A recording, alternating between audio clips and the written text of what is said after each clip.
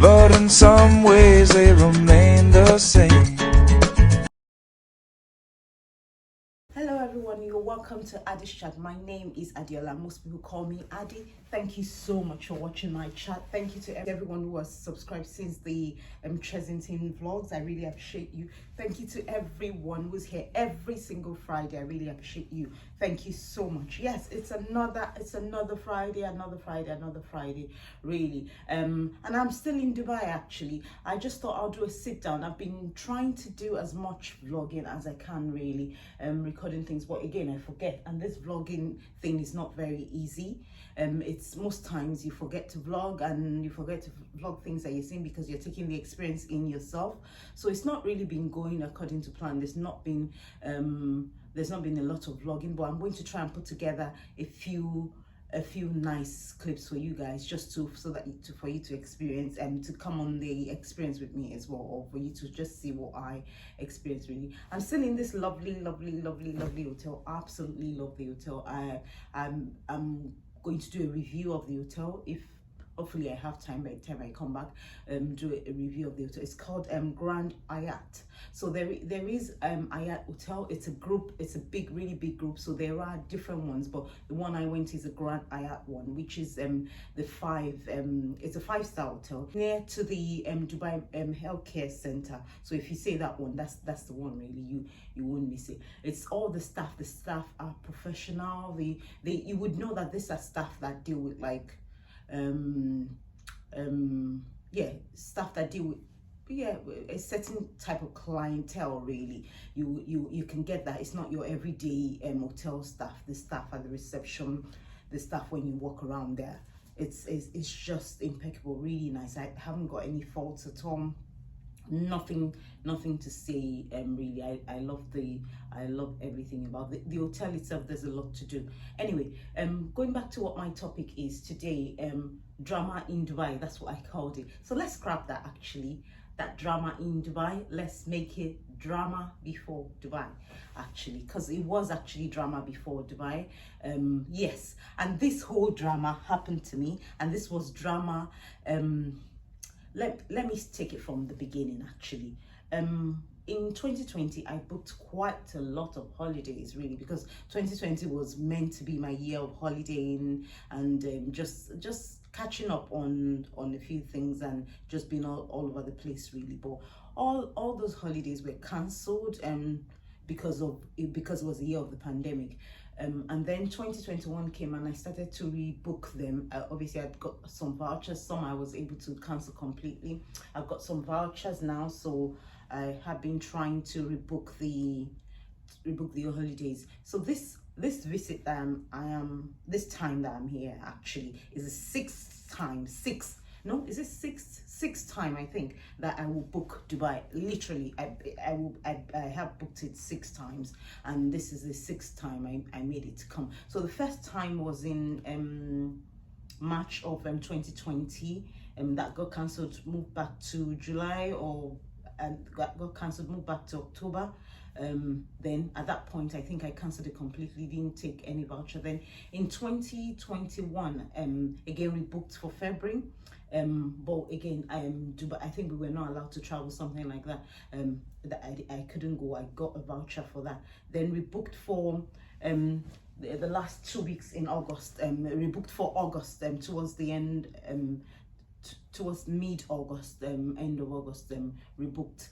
And yes, so this time around I was quite confident because literally the first week in August, Dubai had gone to amber, so I knew that even if there were going to be any changes, it wouldn't be, at least there will be a 4-week gap. So I thought I'll just sort myself in nicely in that 4 weeks, so which I did, really.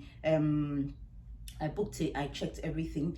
The other part of it, which I wasn't familiar with before, which is a new thing, we are not all very much familiar with it, was this COVID test that you had to book. So now, if you're fully vaccinated, there's a different rule. If you're not, there is a different rule. So actually, I am fully vaccinated, so I needed a pre-test and one test, one negative PCR to go back, and one day 2 test. Anyway, I've been doing a bit of research as soon as I booked it. when a few days after Dubai was released into amber.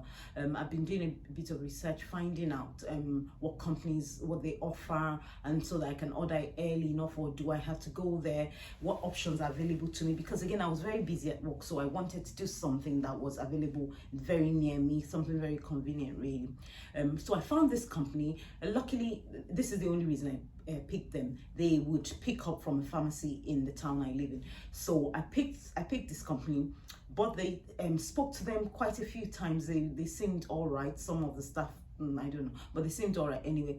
So paid for it, paid £229 for all the tests that I needed to do. It was sent to me. I had emails and everything. So my flight was, I think was my flight Monday. My flight was on Monday, and my flight was on Monday, yeah. And then the test is is a guaranteed 24 hours, and you have to drop it at the pharmacy before 1 p.m. the day before to get the guaranteed 24 hours.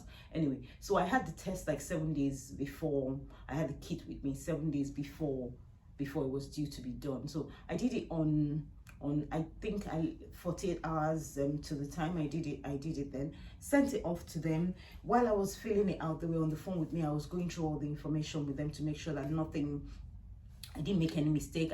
My sister actually helped me take the test, and I can conveniently tell you that whatever that swab thing for this test company was literally this big. I've never seen any that big. They're normally tiny ones, you know, the ones, the lateral flows that we do at home, they're quite tiny, and the ones I see in most places are quite tiny, but this one was so huge. But anyway, I did it.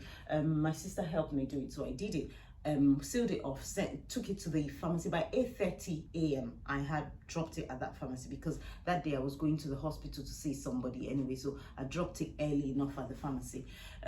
Yes, and that was it really. And I was just waiting for my 24 hours, which was the next day. So got round to doing my last bits and bobs. The next day I didn't call them because I'd seen a lot of review on their site. Most people said they got it after 1 o'clock, after 4 o'clock. My flight was 10 p.m, so I had no problems really with getting it during the working hours. Obviously it would work out for me, getting the email about my results. So I didn't call them. So when it was about 3 o'clock, I thought, well, maybe I should call them. I gave them a ring, and that was the time that I was told that they couldn't track my sample. Actually, there's a reference you put on the sample, and you've got a receipt of it as well. You take a picture, or I took a picture of it. They didn't say take it. So they couldn't track my sample. It wasn't at the lab, it wasn't at the pharmacy.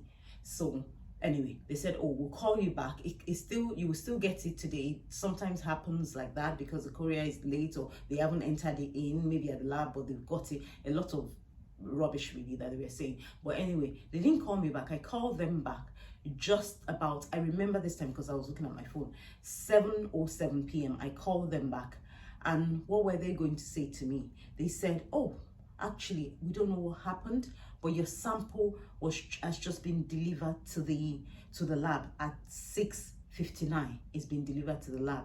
We have put a message on for the lab to make it a priority, although we don't do priority, for them to make it a priority so that you can still get it within the 24 hours, which is before 11:59.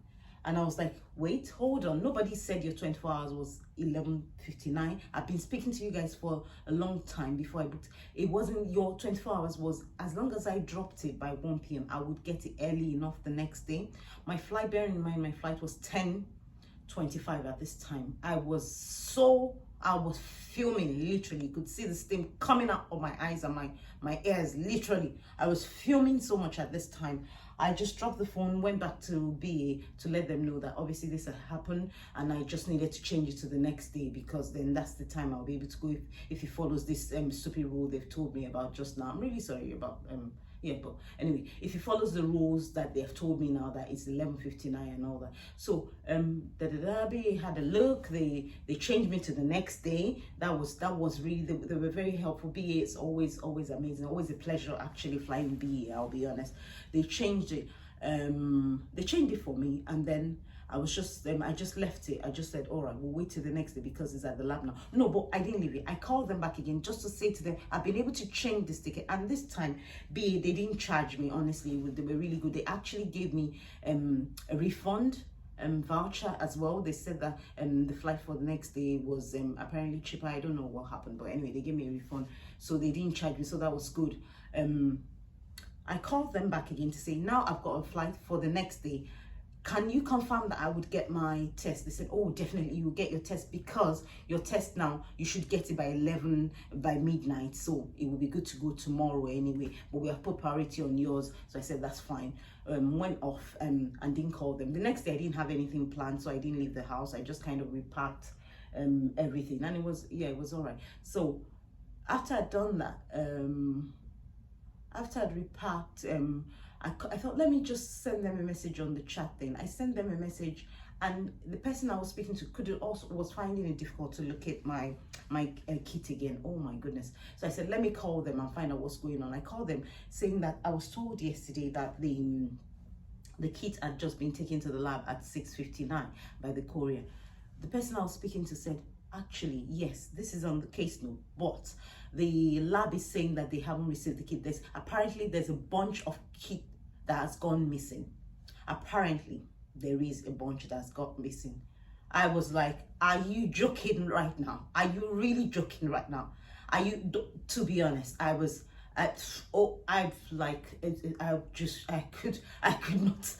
could not control it at that time. I was frustrated at that point, because if they had told me that yesterday, because this company, I'm going to put their name, actually, I called Medisport. I'm going to put their details, because I don't want people to go there so that they don't have this horrible experience, really. So if they had told me the day before, I could have done this test with somebody else. I didn't have to do with them. The process of the test, I will be honest with you, is not difficult. It's a very seamless process.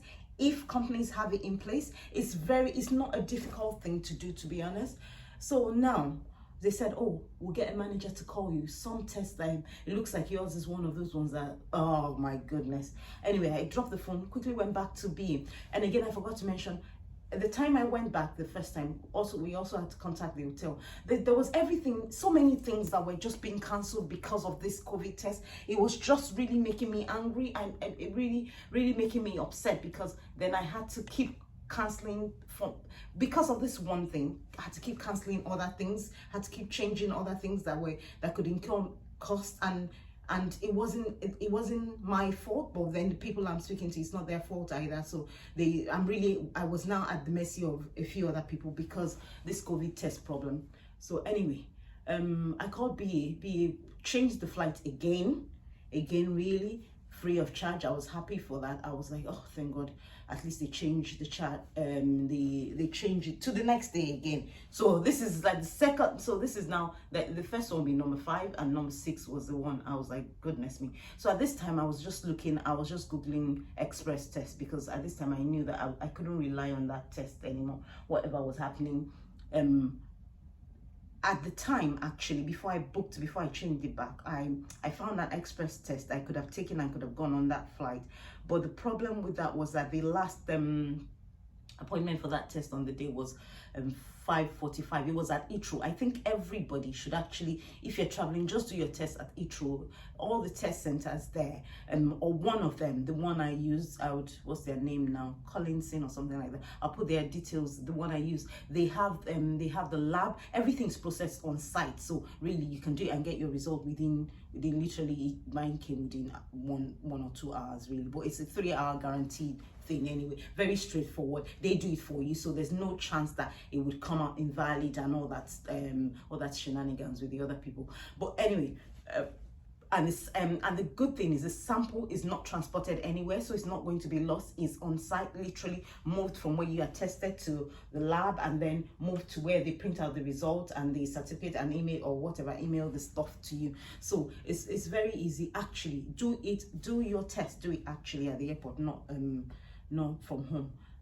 Anyway, well, yeah, so I called that place. The last appointment was 5:45, but it was 5:30 at that time, so I couldn't make that flight, obviously. So I booked it for the next day. I booked it for one thereabout. Anyway, we got there the next day. It was really within, I think I took the test at 1:36. By 226 or thereabout. I'd got an email that my result was ready, but I didn't actually check it until 5 because I was just waiting. I wanted the 3 hours to pass, so I checked it and it was fine, and I got on the flight. But yes, so it was just so much unnecessary hassle with that company, really, and that's why it was just the last few days. It just made it quite stressful because I didn't know. For 2 days I wasn't coming or going. I was just packed and I was sitting there waiting on just this test.